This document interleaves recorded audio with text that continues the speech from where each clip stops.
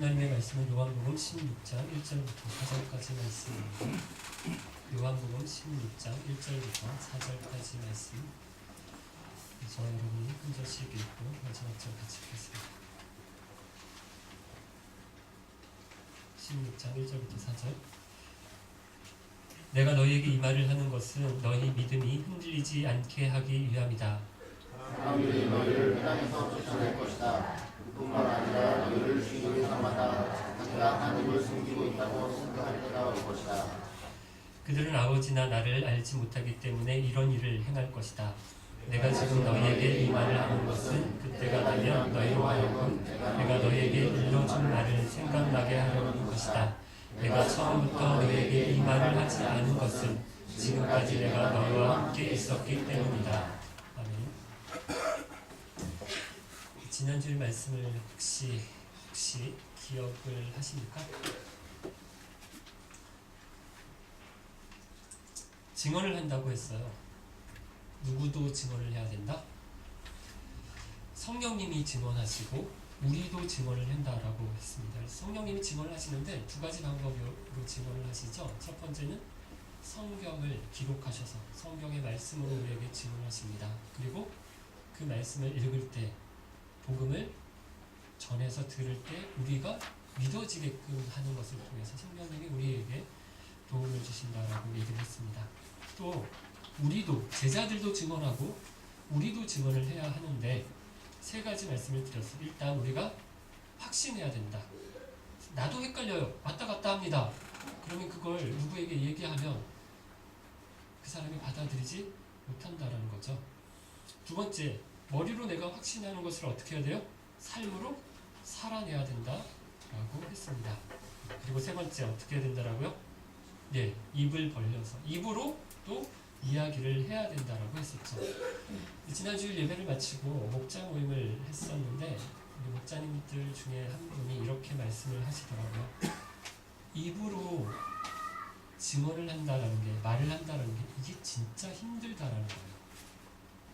어디 가서 내가 예수 믿는다, 내가 교회 다니는 사람이다 이러고 당신도 교회 다녀라, 당신도 예수 믿었으면 좋겠다 이렇게 말하는 게 진짜 힘들다는 겁니다. 마치 벌거벗겨지는 기분이다라는 거예요. 이제 이 사람이 나를 어떻게 볼지 걱정이 된다라는 거예요. 내 말 한마디, 행동 하나하나가 다 예수님하고 이 사람이 연결시킬 텐데 걱정이라는 거죠. 내가 예수 믿는다라고 얘기하는 것이 큰 걱정이라는 것입니다. 그래서 입을 떼는 게 이게 진짜 어려운 거다 이렇게 말씀을 하시는데 정말 공감이 가더라고요. 그래도 우리가 지난주에 말씀을 들으면서 한 가지 설교 마지막 부분에 약속을 했었죠. 주위에 있는 사람 중에 한 사람을 정해서 내가 믿는 바를 이야기를 해보자 이렇게 결심을 했는데 한 주간이 지났습니다. 혹시 잊어버리시고 그냥 한 주간을 지내신 분들 우리 다시 한번 기억하시고 꼭 주위에 한 사람을 정했으면 좋겠어요. 그래서 예수님에 대해서 이야기해 볼 수 있는 저와 여러분 되시기를 바랍니다. 오늘 본문은 일종의 예언입니다. 예언을 해주세요. 근데 요즘도 어떤 사람들이 예언한다는 사람들이 있어요. 그래서 교회마다 다니면서 집회를 하고 예언하는 사람들이 있고요. 예언기도 받으려고 다니시는 그런 분들도 있는데요. 저는 그런 거 안 믿는다라고 말씀을 드렸어요. 성경적이지 않다라고 했었어요. 왜죠?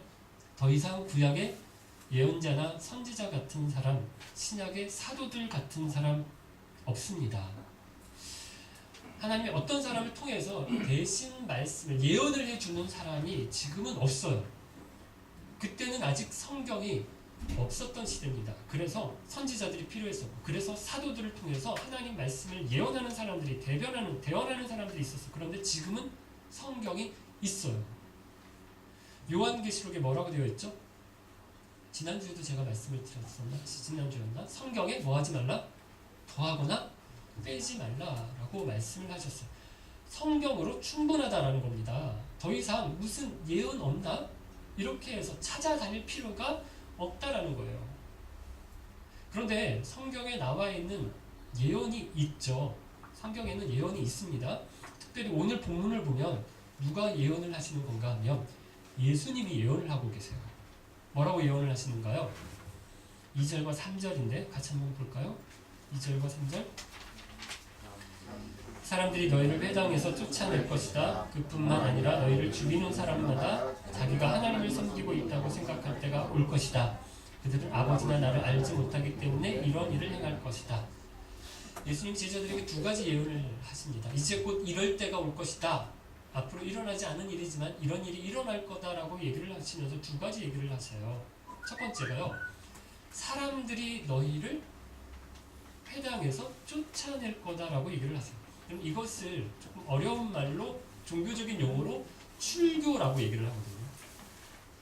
제명을 시키는 거예요. 그럼 오늘도 교회에서 벌을 내릴 수 있어요. 아니, 내려야 됩니다. 벌을. 권징이라고 얘기를 하거든요. 교회에서 벌을 내려야 돼요. 잘못한 사람이 있으면, 죄 지은 사람이 있으면 벌을 내리는 것이 교회가 해야 될 일인데, 가령 수찬금지 혹시 들어보신 분 계세요? 수찬금지 뭔지 아십니까? 우리가 지난 주일날 성찬 예식을 행했잖아요. 성찬 예식에 참여하지 못하도록 하는 벌을 내리는 거예요. 얼마 동안, 몇 년 동안, 몇 개월 동안 수찬금지를 내립니다. 그러면 그분은 성찬에 참여하실 수가 없어요. 이런 벌이 있습니다. 또 교회에서 집사나 권사나 장로 같은 직분자면 우리 교회는 이런 분이 없고요. 목자나 목녀, 교사 같은 분인데 이런 분들 중에서 큰 문제를 일으킨 분들이 계시다고 한다면 그 직분을 쉬도록 하십니다. 그 직분에서 봉사를 쉬도록 그렇게 하시는 것도 벌이죠. 아니면 더 큰 죄를 지었으면 그 직분을 아예 뺐을 수도 있어요. 아니면 교회에서 이름을 더 문제가 되는 분이라면 교회에서 이름을 아예 등록 이름에서 뺍니다. 이렇게 이걸 출교라고 얘기를 하죠. 그런데 요즘은 이런 벌을 교회에서 내릴까요? 교회를 오래 다니신 분도 한번 생각해 보세요. 교회에서 무슨 성도, 무슨 장로님 수찬 금지를 몇 개월 동안 내립니다. 이렇게 주보에 나가거나 광고에 들어보신 적 있으세요? 없으세요. 그죠? 이런 벌을 요즘은 안 내려요. 왜요? 교회를 떠날까봐. 교회를 옮기실까봐 벌을 못 내려요. 아니면 교회에 이런 벌을 내려도 소용이 없어. 자기가 알아서 교회를 나갑니다. 다른 교회로 갑니다. 다른 교회로 가면 또 이런 분을 또 잘 받아줘요. 이 사람이 다른 교회에서 무슨 일이 있었는지 뭐 별로 잘 모르고요. 뭐 알아도 그냥 넘어가 줍니다. 그래서 벌을 내리면 벌을 내리기 전에 아예 교회를 옮겨버리는 거죠. 이런 일이 서울에 있었던 제가 섬겼었던 교회에서도 한 번 있었어요. 장로님이셨는데 생명의 삶 시간에 지지난주에 얘기를 했었나? 아들이 하나 있었어요. 장로님에게 고등학생이었는지 대학생이었는지 지금 정확하게 기억이 안 나요. 되게 어린 남학생이 아이가 있었는데 이 아이가 남자 아이가 여자 아이하고 사귀다가 이제 임신을 시킨 거예요. 근데 이걸 이분이 장로님이 수습을 한다고 이 여자애를 만나서 낙태를 시켰어요. 이게 교회에 알려지면서 치리를 하려고 하니까 이 장로님이 그걸 미리 알고 어떻게 하셨어요? 다른 교회로 가셨어요.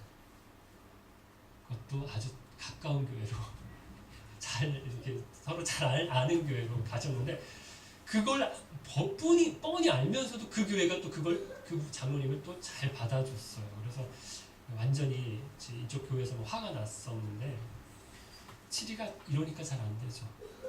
그래서 다른 교회에서 오시는 분들에 대해서 이걸 어떻게 해야 하나, 다른 교회를 잘 다니시다가 교회를 옮겨오시는 분들에서 이걸 어떻게 해야 되나, 사실 기쁜 교회 초창기에 이런 고민이 좀 있었어요.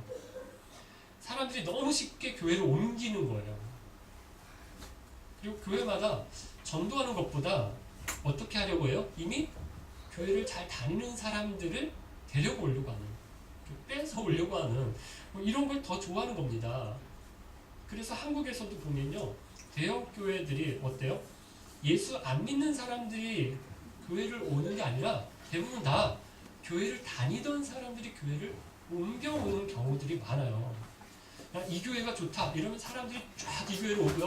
야, 저 교회가 좋다 그러면 또 저 교회로 쫙 몰립니다. 그러니까 어떤 교회가 요즘 사람들이 많이 모인다더라. 그래도 여러분 이게 다 뭔가 하면 옮겨오는 거예요. 그럼 예수님 편에서는 어떻게 되는 거예요? 이쪽 주머니에 있던 게 이쪽 주머니로 옮겨오는 거예요. 플러스가 아니에요. 그래서 요즘은 큰 교회들 중에서 몇몇 이런 교회들이 생겼어. 다른 교회에서 옮겨오시는 분은 우리 교회에 등록하실 수 없습니다. 주위에 작은 교회를 찾아 섬기시기 바랍니다.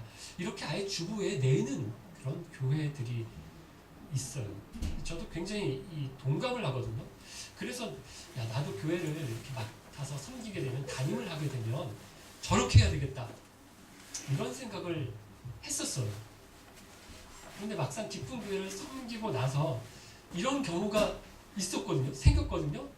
제가 어떻게 한 줄 아세요?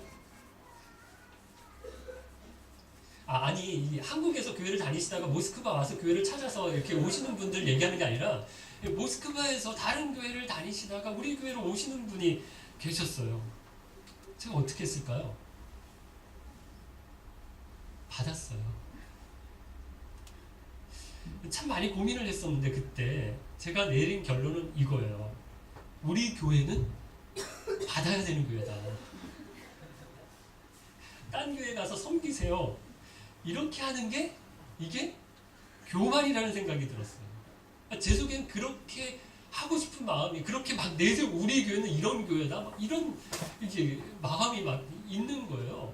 근데 이게 교만이라는 생각이 들어요. 우리 교회는 그렇게 할 만큼 큰 교회가 아니에요. 신앙생활이 힘든 분들이 있으면 오셔서 한 사람이라도 더 와서 힘을 모아야 할 교회다, 이렇게 생각을 했어요. 그래서 이렇게 받았는데, 그래도 여러분 잊지 말아야 될 것이 뭔가 하면 영혼 구원에 대한 열정. 그럼 이게 쉽고요. 그냥 사람 수만 채워서 많이 큰 교회 만들고 사람 많이 모아보겠다, 그럼 이건 교회가 망조가 된 겁니다. 여기 회당에서 쫓겨난다, 출교를 당한다, 우리는 이걸 실감을 잘 못하는데, 그럼 예수님의 제자들에게 이 당시에 회당에서 쫓겨난다라고 하는 거 뭐예요? 더 이상 예배를 드릴 수가 없어요. 더 이상 제사를 드릴 수가 없습니다. 죄 용서를 받을 수가 없어요. 죄 용서 어떻게 해요? 제사를 드리면서 죄 용서를 받았는데 이제 더 이상 회당에서 쫓겨나면 예배고 제사고 죄 용서고 받을 수가 없어요. 그리고요, 성경도 못 읽어요. 성경이 이 시대는 어디 집집마다 이렇게 가지고 있었던 게 아니라 두루마리에 있잖아요. 양피에 적힌. 그 어디 있어요? 회당에 있어요. 회당에 가야 그 양피를 좀 해서 두루마리로 성경을 읽을 수 있는데, 성경을 읽는 걸 들을 수 있는데, 회당에서 쫓겨나면 성경을 못 읽습니다. 그럼 이렇게 종교적인 피해만 입는 것이 아니라 직장을 다니는 사람이면 직장에서도 쫓겨납니다. 유대 사회 안에서 쫓겨나는 거예요. 직장에서 쫓겨나고요. 장사하는 사람이면 어떨까요? 더 이상 유대인들이 이 가게에 와요? 안 옵니다. 야, 저 가게 출교당한 집이야. 안 가요. 망한 겁니다. 더 이상 도무에서 활동을 못해요. 쫓겨납니다. 토요일마다 축구 못하세요. 이제 거기서도 쫓겨나요. 아이들도 어떻게 돼요? 다니던 학교에서 쫓겨나겠죠. 퇴학이죠. 친구들도 다 끊어집니다. 가족들도 족보에서 파괴입니다. 내 자식 아니야.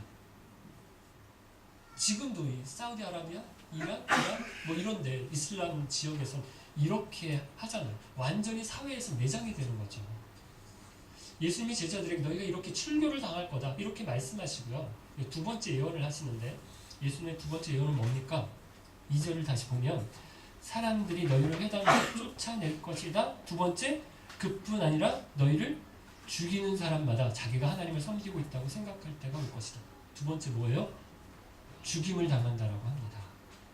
여러분, 이 예언이 이루어집니까? 얼마 지나지 않아서 이루어져요. 그래서 사도행전을 보면 예수님의 제자는 아니었지만 누가 첫 번째 순교자죠? 집사님? 스데반 집사님, 그죠? 예수님의 제자 중에서도 야고보라는 사도가 헤롯 왕에게 죽임을 당했다라고 되어 있고요. 그걸 시작으로 예수님의 제자들이 줄줄이 다 순교를 당합니다. 그런데 이렇게 죽임을 당하는데 누구에게 죽임을 당한다라고 해요? 2절 보니까 하나님을 섬기는 사람들한테 죽어요. 열심히 있는 유대인들이 죽인 거예요. 예수 믿는 사람들을 죽이는 것이 이게 하나님이 원하시는 일이다 이렇게 생각을 해서 이들을 죽였습니다. 누구도 그런 사람 가운데 하는 사람이었죠? 사도 바울이죠. 열심히 사람들을 잡아다가 가두고 죽이는 일에 열심히 가졌던 사람이에요. 이게 무슨 말씀이에요? 너희가 죽는데 억울하게 죽는다라는 거예요. 사람들이 인정해주고 사람들이 알아주고 그렇게 죽으면 그래도 좀 폼이라도 나잖아요. 그래도 좀 명분이라도 있고 좀 멋있는 죽음이잖아요. 의로운 죽음 같고. 그런데 그렇게 죽지 않는다는 거예요. 억울하게 죽는다는 거예요. 여러분 예수님의 죽음도 마찬가지잖아요.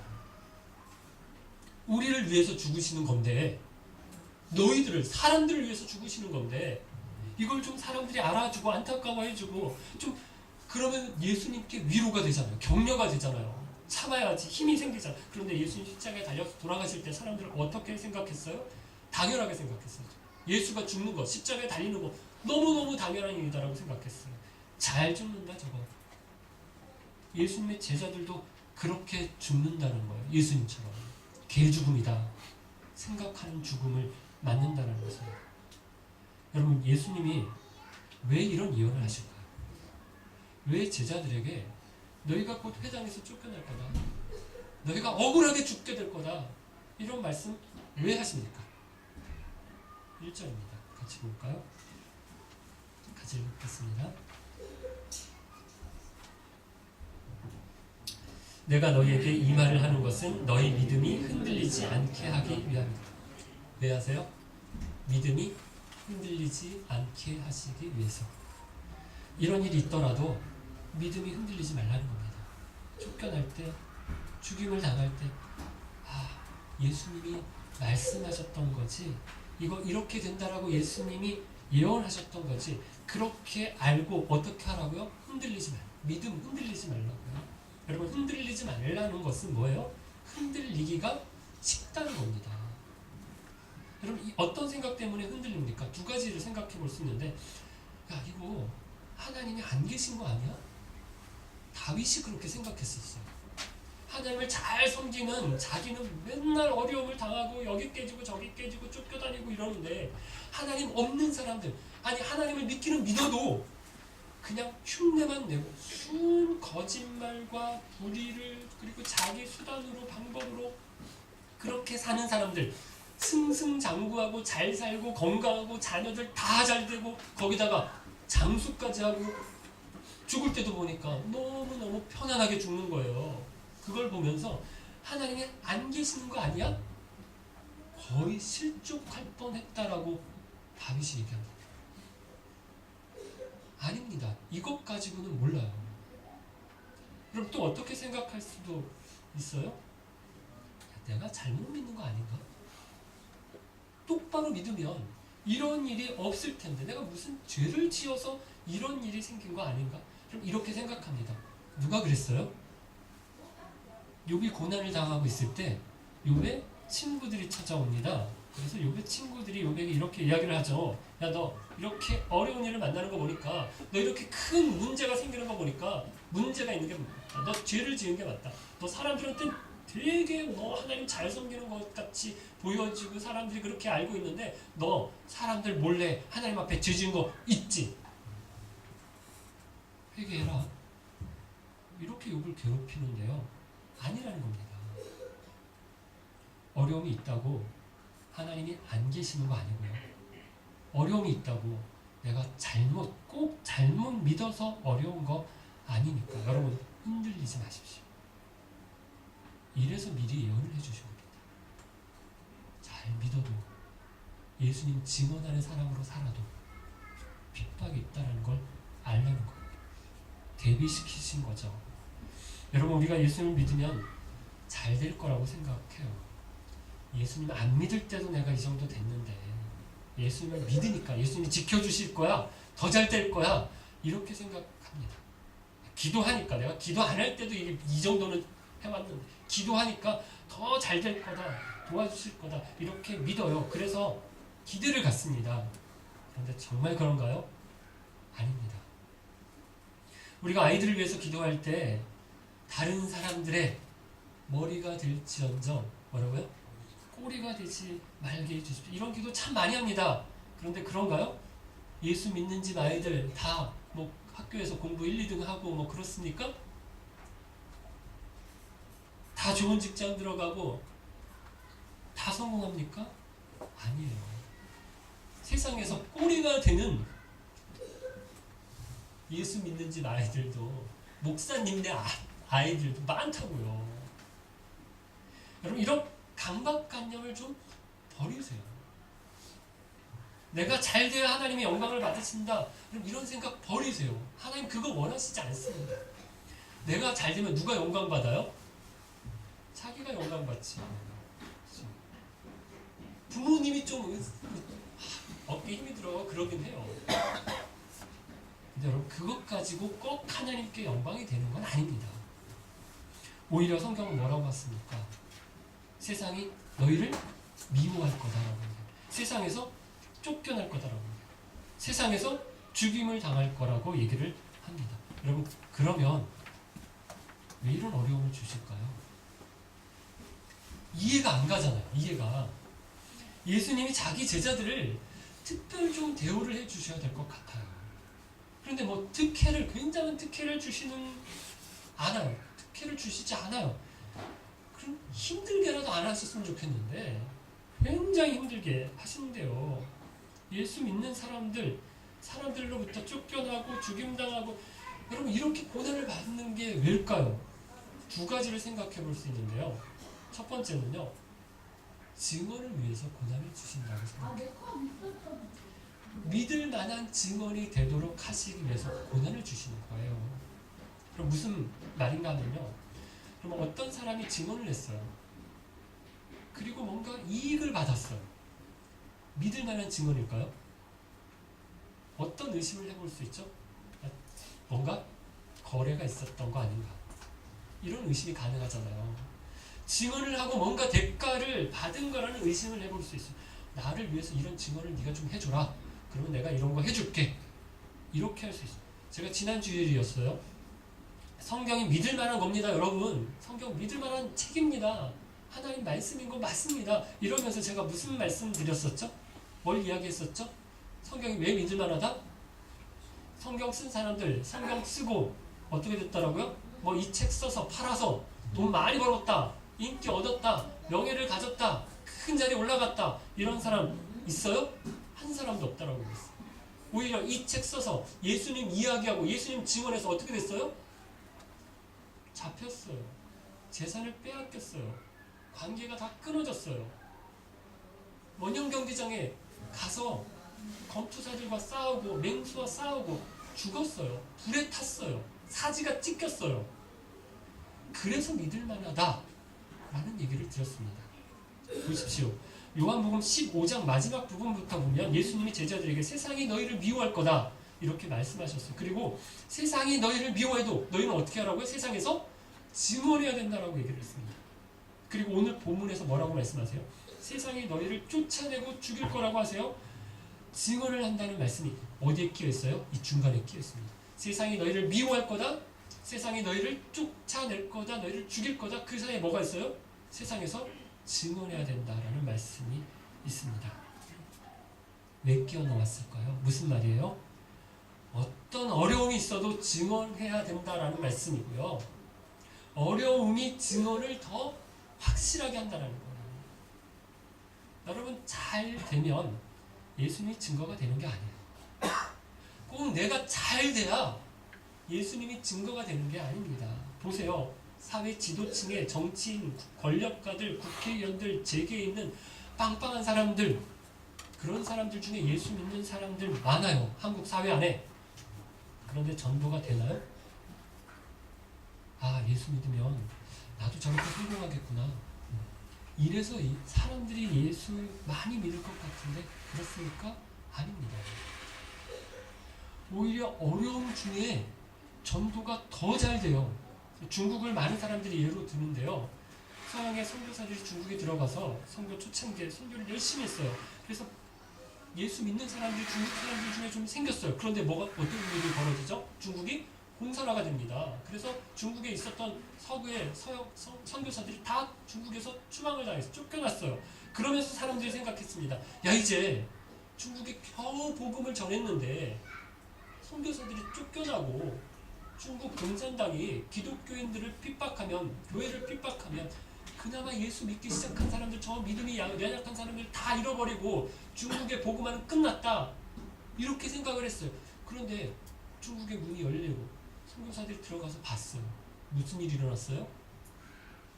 복음이 닫힐 거라고, 끝날 거라고 생각했는데 오히려 그 고난 중에, 핍박 중에 예수 믿는 사람들이 더 많아졌다는 거예요. 가정교회를 통해서 복음이 더 힘있게 증거가 됐다는 거죠. 여러분, 북한도 마찬가지인데요. 지난 수요 기도회 시간에 영화를 한 편 봤어요. 신이 보낸 사람들.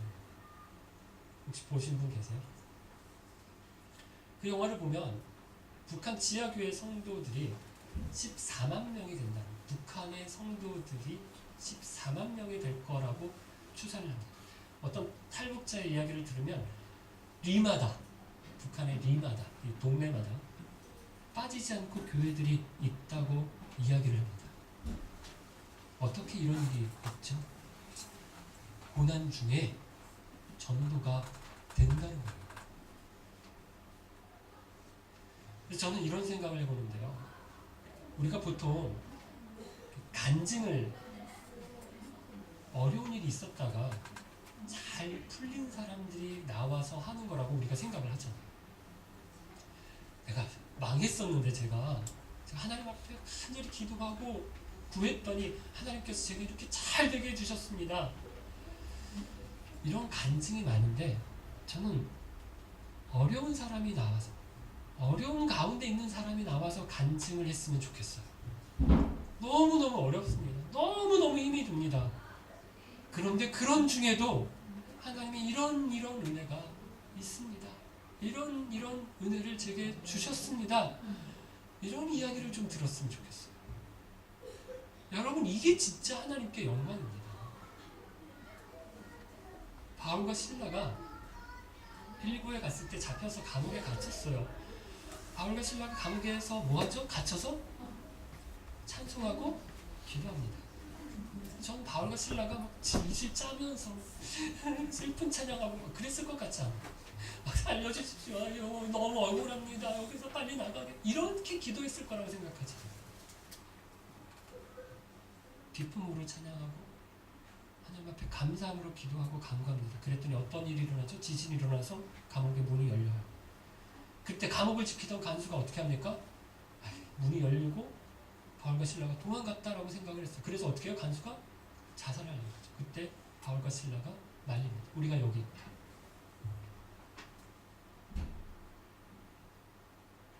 그랬더니 간수가 바울과 실라에게 어떻게 해야 구원을 얻습니까? 라고 묻습니다. 그러면서 이 사람이 예수를 믿고 이 가정이 예수를 믿게 되죠. 고난과 어려움 중에도 기쁨으로, 감사함으로 하나님 앞에 찬양하고 기도할 수 있었던 바울과 실라를 보고 나도 예수 믿어야겠다. 저런 능력이, 저런 차이가 어디서 오는 것일까를 느낀 거예요. 여러분, 복음의 능력은 예수 믿을 때 잘 먹고 잘 살게 되었다, 여기 있는 게 아니에요. 복음의 능력은 고난 중에도 평강이 있고 핍박 중에도 기쁨이 있다는 겁니다. 세상의 사람들 다 웃을 때 그때 같이 웃으면 뭐가 다릅니까? 세상 사람들이 다 울 때 그때 웃을 수 있고 그때도 웃을 수 있을 때 사람들이 우리에게 차이를 느끼는 거죠. 사랑하는 기쁜 가족 여러분. 두 번째, 하나님께서 이렇게 어려움을 주시는 이유는 우리를 통해서 증거가 되게 하시기 위해서고요. 두 번째는 어려움을 통해서 우리가 자랍니다. 믿음이 자라요. 이건 뭐 너무 많이 이야기를 했었기 때문에, 또 우리가 들었기 때문에, 우리가 다 어려움이 오면 어떻습니까? 싫어요. 힘이 듭니다. 고난이 오면 피하고 싶어요. 그런데 그 어려움을 지나놓고 보면, 통과하고 나서 생각해보면 어때요? 그때 내가 많이 컸구나, 자랐구나. 우리 아이들도 많이 앓고 난 다음에 부쩍 자랐다, 컸다라는 걸 느끼는 것처럼 우리 믿음도 고난을 통과하면서 자라는 거죠. 저희 집 아이들도 보면 그랬어요. 첫째 민지가 확 좀 달라졌던 계기가 있지. 뭐 지금 막 얘가 다 달라졌다는 게 아니라 어떤 이게 막 너무 어린 애였는데 믿음이 좀 이렇게 확 좀 자랐다 싶었었던 때가 있었는데, 언젠지 기억 한 3년 전이었나? 엄마가 갑자기 이렇게 막 배가 계속 아픈 거예요. 그래서 위쪽이. 그래서 이게 저희는 또 이렇게 걱정이 많잖아요. 또 뭐 인터넷 찾아보고 막. 이번 겨울엔 제가 또 갔었는데, 그때는 이제 아내가 막 찾아보고 어떠더니 위암이 염려가 되었습니다. 그래서 이거 아니다, 이럴 수도 있다, 이런 생각하고 이제 한국에 갔어요. 애들 세 아이들과 이제 저만 모스크바에 남고 한국의 병원에 가서 검진을 받는 동안에 이제 민지가 모스크바에서 저랑 같이 매일같이 새벽 기도를 했어요. 지금보다 더 어렸었을 때라 이게 굉장히 일어나기 힘들었을 텐데 한 번도 안 빠지고 나와서 기도를 했어요. 자기 딴에는 되게 걱정이 됐던 거죠. 이러다 엄마 죽으면 어떻게 되나 막 걱정이 되게 많았나 봐요. 그때 기도를 열심히 했던 것 같아요. 그때 되게 좋아했었던 찬양이 있어요. 당신이 지쳐서 기도할 수 없고 눈물이 빗물처럼 흘러내릴 때 누군가 널 위하여 누군가 기도하네. 내가 지쳐 외로워서 마음이 무너질 때 누군가 널 위해 기도하네. 별로 아이들이랑 코드가 맞지 않는 노래인데 이 찬양을 많이 불렀고 들으면서 굉장히 많이 기도하고 눈물을 흘렸었어요. 그때 많이 자랐어. 예수님이 한 번은 이런 비유를 하시죠. 농부가 씨를 뿌리는데 덜어는 길가에 떨어지고 덜어는 돌짝밭에 떨어지고 덜어는 가시떨기에 떨어졌대요. 돌짝밭에 떨어진 씨는 뭘 말하는 거죠? 말씀을 들을 때는 잘 받았어요. 그런데 뿌리가 안 내려갔어요. 그러니까 어려운 일이 생기고 핍박이 있으면 곧 넘어진다는 겁니다. 가시떨기에 떨어진 씨도 마찬가지인데 세상에 염려가 있어요. 물질의 유혹이 있어요. 그러면 말씀을 떠나서 버린다는 거죠. 좋을 때는 모릅니다. 믿음이 어떤지 언제 알아요? 어려움이 있을 때. 그 사람의 믿음이 진짜인지 가짜인지 그때 안다는 겁니다. 사랑하는 기쁨 가족 여러분, 수요 기도회 때 신이 보낸 사람이라는 영화를 보고 마음이 너무 아프더라고요. 저희 아이들은 보다가 중간에 막 고문하고 막 죽고 막 이러니까 끔찍할 막 무서워 이러면서 중간에 영화 보다가 나갔어요. 이 고난과 이 핍박이 이 옛날에만 요한계시록을 썼을 때 사도 요한의 시대, 로마의 제국 시대에만 로마 황제가 예수 믿는 사람들을 잡아다 죽이고 핍박한 게 아니에요. 지금도 예수 믿는다는 것 때문에 감옥에 가고 고문을 당하고 목숨을 잃는 사람들이 있어요. 그것도 어디 먼 나라에 있는 이야기가 아니에요. 어디에 있어요? 바로 우리 민족, 우리 동포, 서울에서 차 타고 얼마 가지도 않으면 있는 그 북한 땅에 살고 있는 사람들. 기도를 하고 싶어도요, 입을 뒤집어 쓰고 기도를 소리가 들릴까봐 찬양도 마음껏 못해요. 가사를 넣어서 찬양을 못해요. 그냥 허밍으로 찬양합니다. 들으면 안 되니까. 성경을 읽을 수도 없어. 그럼 우리가 이 시간에 북한에 있는 성도들을 위해서, 북한에 있는 어려움을 당하는 우리 성도들을 위해서 우리 같은 민족이고요. 예수 안에서 한 성도된 지체들입니다. 지하교회에서 어렵게 목숨 걸고 믿음 생활하는, 예배를 드리고 있는, 기도하고 있는, 찬양하고 있는 북한에 있는 성도들을 위해서 기도하기를 원하고요. 여러분, 또 여러분이 지금 가지고 있는 어려움을 한번 생각해 보세요. 지금 제일 힘든 거, 여러분, 그걸 가지고 하나님께 기도하면 좋겠는데요. 하나님, 어려움 때문에 하나님을 원망하거나 하나님 실족하지 않겠습니다. 어려움이 있을 거라고 예수님이 미리 예언을 해주셨는데, 이 어려움을 통해서 하나님을 더 증언하는 일에 제가 사용하겠습니다. 제 믿음, 이 어려움 통해서 더 제 믿음이 자라나기를 원합니다. 그렇게 기도를 하고, 그렇게 어려움을 이기시는, 그래서 주님을 증거하고 믿음이 자라나시는 저와 여러분 되시기를 주님의 이름으로 축원합니다.